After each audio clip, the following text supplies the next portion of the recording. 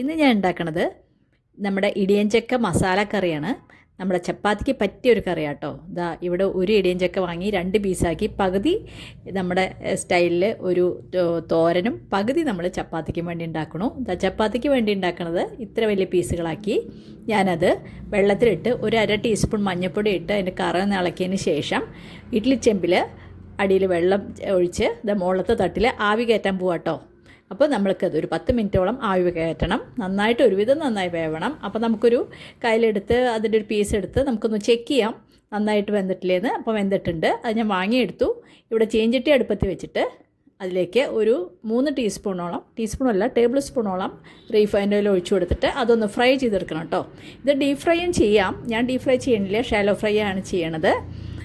നമുക്കൊന്ന് ഫ്രൈ ചെയ്തെടുക്കാം. അപ്പോൾ ഒരുവിധം മൂക്കണം. ഒരു ലൈറ്റ് ബ്രൗൺ കളറാവുന്ന വരെ നമ്മളത് ഇളക്കി ഒന്ന് ഫ്രൈ ചെയ്തെടുത്തതിന് ശേഷം നമുക്ക് കറി വയ്ക്കാം കേട്ടോ. അപ്പോൾ നമ്മുടെ ചക്ക ഒരുവിധം ഫ്രൈ ആയത് കണ്ടില്ലേ, ഇതേപോലെ ഫ്രൈ ആവണം. അപ്പോൾ അത് വാങ്ങിയെടുത്തു. ചീഞ്ചട്ടി ഗ്രേവിക്കായിട്ട് അടുപ്പത്ത് വെച്ചിട്ടുണ്ട്. അതിലേക്ക് 2 ടേബിൾ സ്പൂൺ റിഫൈൻഡ് ഓയിൽ ഒഴിച്ചു കൊടുത്ത് 1 ടീസ്പൂൺ നല്ല ജീരകമാണ് ഇട്ട് കൊടുത്ത്, പിന്നെ ഒരു കഷ്ണം പട്ട, പിന്നെ ഒരു ബേ ലീഫ്, ഒരു 3-4 കരയാമ്പൂ.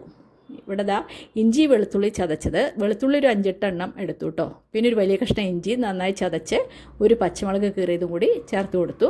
ഇനി അത് മൂക്കുന്നവരെ നമുക്ക് നന്നായിട്ട് ഇളക്കാം. ഇപ്പോൾ ഒരുവിധം നന്നായി മൂത്ത് വന്നു. ഞാനിവിടെ ഒരു 3 സവോള ചെറുതായിട്ട് അരിഞ്ഞു വെച്ചിട്ടുണ്ട്. അത് ചേർത്ത് കൊടുത്തിട്ട് ആ സവോള മൂക്കുന്നവരെ നമുക്ക് ഇളക്കി കൊടുക്കാം.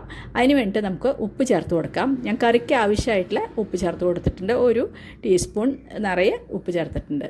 അപ്പോൾ നമുക്ക് ഉപ്പ് ചേർത്ത് കഴിഞ്ഞാൽ സവോള പെട്ടെന്ന് വഴന്ന് കിട്ടും. അതിനാണ് പെട്ടെന്ന് ചേർത്തത് ഉപ്പ്. ഇനി നമുക്ക് നന്നായിട്ട് ഇളക്കി അതൊന്ന് പാകാക്കാം കേട്ടോ. അപ്പോൾ നമ്മുടെ സവോള ഒരുവിധം നന്നായിട്ട് വഴന്നു വന്നു, ഒരു ലൈറ്റ് ബ്രൗൺ കളറായി. അതിലേക്ക് നമുക്ക് മസാലപ്പൊടികൾ ചേർത്ത് കൊടുക്കാം.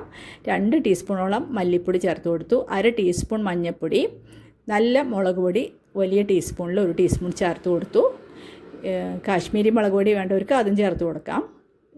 പിന്നെ ഒരു 1/2 ടീസ്പൂൺ ഗരം മസാലയും ചേർത്തിട്ടുണ്ട്. അത് വീഡിയോയിൽ വന്നിട്ടില്ല തോന്നുന്നു. അപ്പോൾ ഗരം മസാലയും കൂടി ചേർത്തിട്ട് നന്നായിട്ട് വഴറ്റുക.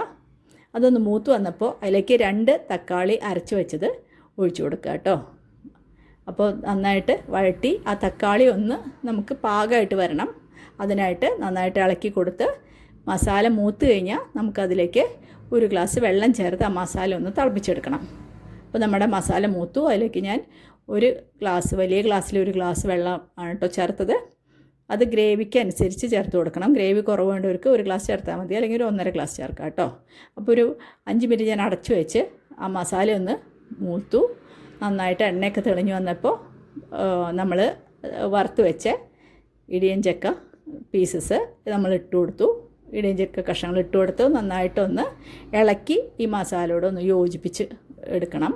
അപ്പോൾ നന്നായിട്ട് ഇളക്കി കൊടുക്കുക. ഇനി നമുക്കൊന്ന് അടച്ച് വെച്ചിട്ട് ഒരു 7-8 മിനിറ്റോളം നമുക്ക് വേവിക്കണം കേട്ടോ. മസാലയിൽ 8 തൊട്ട് 10 മിനിറ്റ് വരെ വേവിക്കാം. അപ്പോഴേ നന്നായിട്ട് മസാല പിടിക്കുള്ളൂ. അപ്പോൾ നമ്മുടെ ചക്ക കറി ഒരുവിധം തയ്യാറായിട്ടുണ്ട്. അതിൻ്റെ മീതെ ഞാൻ കുറച്ച് മല്ലിയില ചേർത്ത് കൊടുത്തു. ഇനി നമുക്കത് വാങ്ങി വെച്ചിട്ട് വിളമ്പാം കേട്ടോ. അപ്പോൾ എല്ലാവർക്കും ഇഷ്ടപ്പെട്ടു എന്ന് തോന്നുന്നു. ഇഷ്ടപ്പെടുകയാണെങ്കിൽ എൻ്റെ ചാനൽ ലൈക്ക് ചെയ്യാനും അതുപോലെ സബ്സ്ക്രൈബ് ചെയ്യാനും മറക്കരുത് കേട്ടോ. എല്ലാവരും ഉണ്ടാക്കി നോക്കിയിട്ട് അഭിപ്രായം പറയാം. താങ്ക്